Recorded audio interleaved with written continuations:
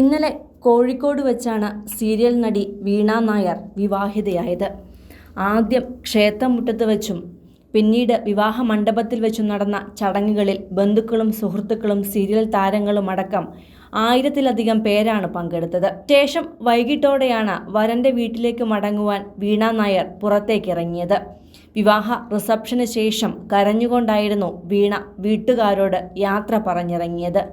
ആ ഒരു മാനസിക സമ്മർദ്ദത്തിൽ കാറിലേക്ക് കയറാൻ വന്ന വീണ ഒരു നിമിഷം അവിടെ നിന്നുപോയപ്പോൾ കാറിൽ കയറിയിട്ട് കരയൂ എന്ന് അവിടെ നിന്ന് ഒരു ഓൺലൈൻ മീഡിയ ക്യാമറക്കാരൻ പറഞ്ഞപ്പോൾ രോഷം നിയന്ത്രണം വിട്ടു പോവുകയായിരുന്നു വീണയ്ക്ക്. സൗകര്യമില്ല ചേട്ടാ ഇപ്പോൾ കയറാൻ എന്നാണ് വീണ ആ സ്പോട്ടിൽ തന്നെ മറുപടി കൊടുത്തത്.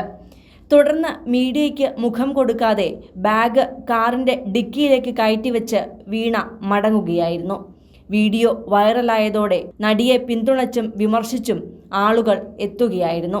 തീരെ അഹങ്കാരമില്ലാത്ത കുട്ടി, ഭാവി എന്താകുമോ എന്തോ, അഹങ്കാരത്തിന് കയ്യും കാലും വെച്ച പെണ്ണ്, കല്യാണത്തിൻ്റെ അന്നുപോലും ഇത്രയും വിനയം കാണിക്കുന്ന കുട്ടി എന്നിങ്ങനെ പോകുന്നു വിമർശനം.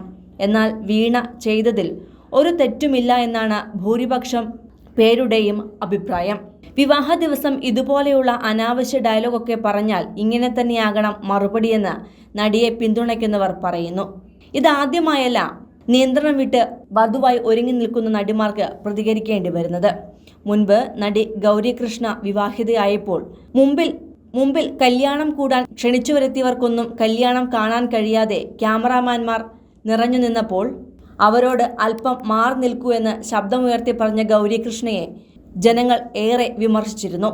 ഇപ്പോഴിതാ ആ പട്ടികയിലേക്കാണ് വീണ നായരും എത്തിയിരിക്കുന്നത്. അതേസമയം തികച്ചും ലളിതമായ ചടങ്ങായിരുന്നു വീണയുടെയും വൈഷ്ണവിൻ്റെയും വിവാഹം. ഏഷ്യാനെറ്റിൽ സംപ്രേഷണം ചെയ്ത ഗൗരി ശങ്കരം എന്ന ഒരൊറ്റ സീരിയലിലൂടെ പ്രേക്ഷക മനസ്സ് കവരുകയും ഇപ്പോൾ ഫ്ലവേഴ്സിലെ പഞ്ചാഗ്നിയിലൂടെ അമൃതയായും തിളങ്ങുന്ന നടിയാണ് വീണ നായർ. താരപ്രശസ്തിയുടെ ഉന്നതിയിൽ നിൽക്കവെയാണ് ജീവിതത്തിന്റെ അടുത്ത ഘട്ടത്തിലേക്ക് നടി കടക്കുന്നത്. ഗൗരി ശങ്കരത്തിൽ അഭിനയിച്ചുകൊണ്ടിരിക്കെയായിരുന്നു വീണയുടെ വിവാഹ നിശ്ചയം നടന്നത്. 2024 സെപ്റ്റംബറിലായിരുന്നു വിവാഹ നിശ്ചയം.